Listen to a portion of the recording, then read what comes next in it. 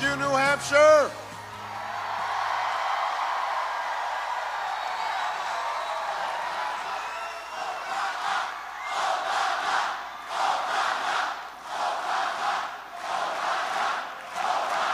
Thank you. Thank you. Thank you. Thank you, guys. Thank you so much. Thank you.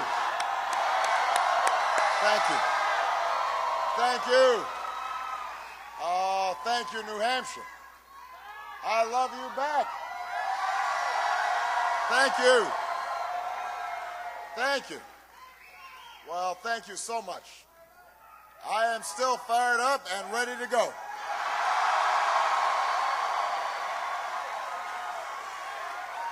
Thank you. Thank you. Well, first of all, I want to congratulate Senator Clinton on a hard-fought victory here in New Hampshire. She did an outstanding job. Give her a big round of applause.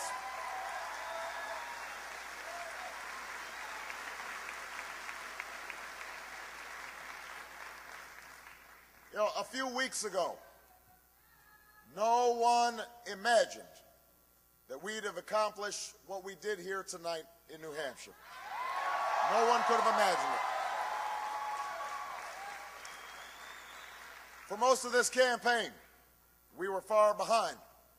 We always knew our climb would be steep. But in record numbers, you came out and you spoke up for change. And with your voices and your votes, you made it clear that at this moment, in this election, there is something happening in America.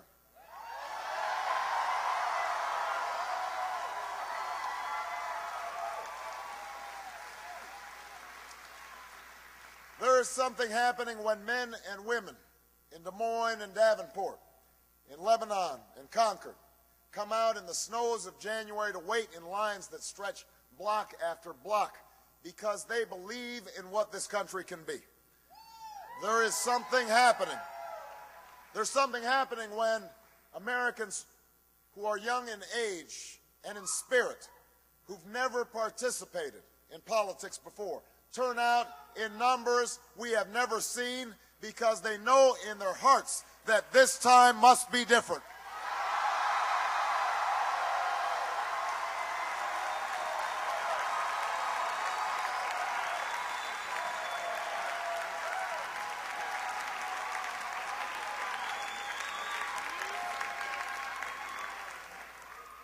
There's something happening when people vote not just for party that they belong to, but the votes, the hopes that they hold in common.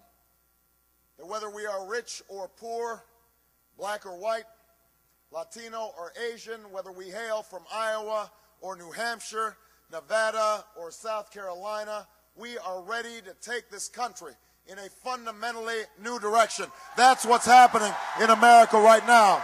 Change is what's happening in America.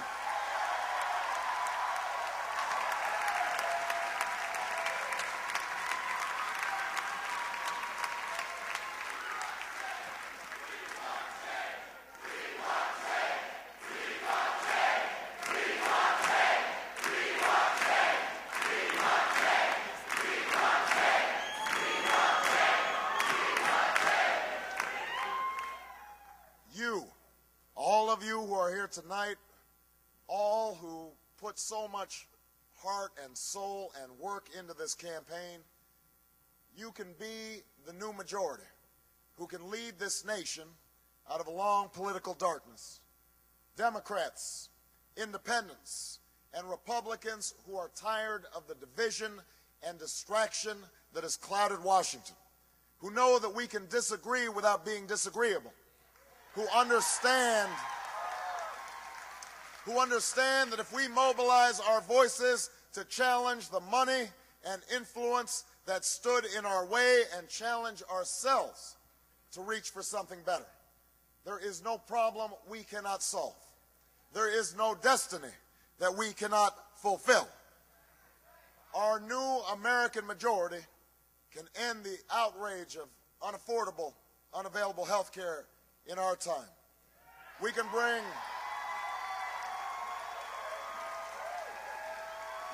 bring doctors and patients, workers and businesses, Democrats and Republicans together, and we can tell the drug and insurance industry that while they get a seat at the table, they don't get to buy every chair.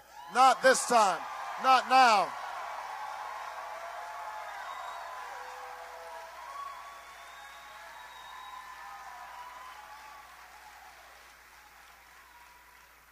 Our new majority can end the tax breaks for corporations that ship our jobs overseas and put a middle-class tax cut in the pockets of working Americans who deserve it. We can stop sending our children to schools with corridors of shame and start putting them on a pathway to success.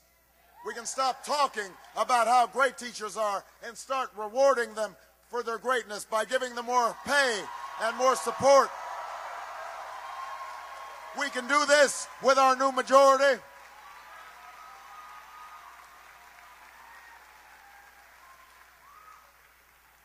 We can harness the ingenuity of farmers and scientists, citizens and entrepreneurs to free this nation from the tyranny of oil and save our planet from a point of no return. And when I am President of the United States, we will end this war in Iraq and bring our troops home.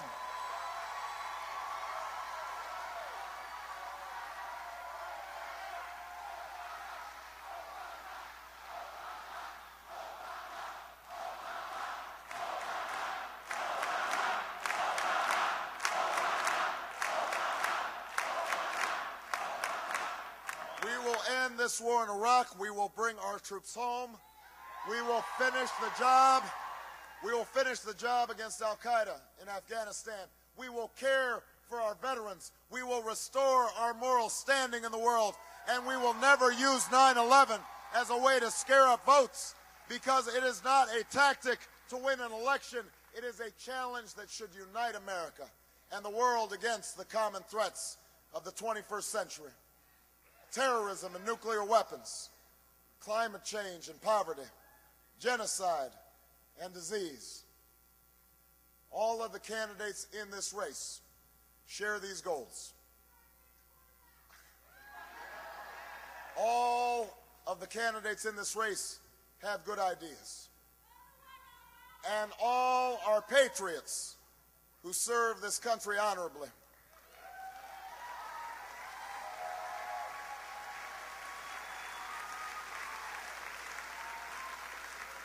But the reason our campaign has always been different, the reason we began this improbable journey almost a year ago, is because it's not just about what I will do as president.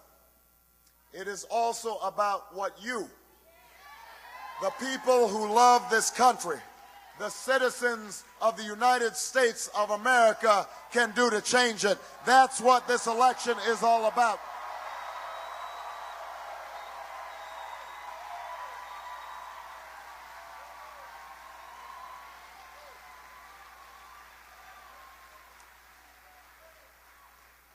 That's why tonight belongs to you. It belongs to the organizers and the volunteers and the staff who believed in this journey and rallied so many others to join the cause. We know the battle ahead will be long, but always remember that no matter what obstacles stand in our way, nothing can stand in the way of the power of millions of voices calling for change. We have been told we cannot do this by a chorus of cynics, and they will only grow louder and more dissonant in the weeks and months to come. We've been asked to pause for a reality check. We've been warned against offering the people of this nation false hope. But in the unlikely story that is America, there has never been anything false about hope.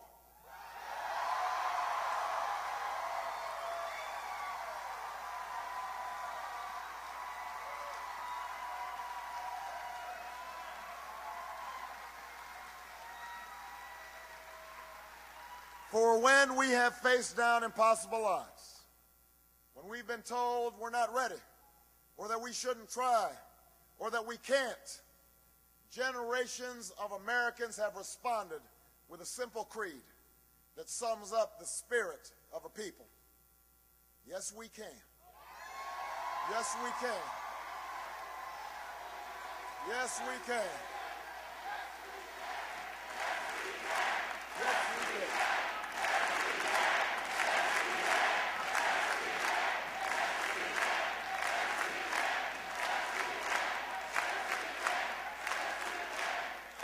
It was a creed written into the founding documents that declared the destiny of a nation. Yes, we can. It was whispered by slaves and abolitionists as they blazed a trail towards freedom through the darkest of nights. Yes, we can. It was sung by immigrants as they struck out from distant shores and pioneers who pushed westward against an unforgiving wilderness. Yes, we can. It was the call of workers who organized, women who reached for the ballot, a president who chose the moon as our new frontier, and a king who took us to the mountaintop and pointed the way to the promised land. Yes, we can to justice and equality.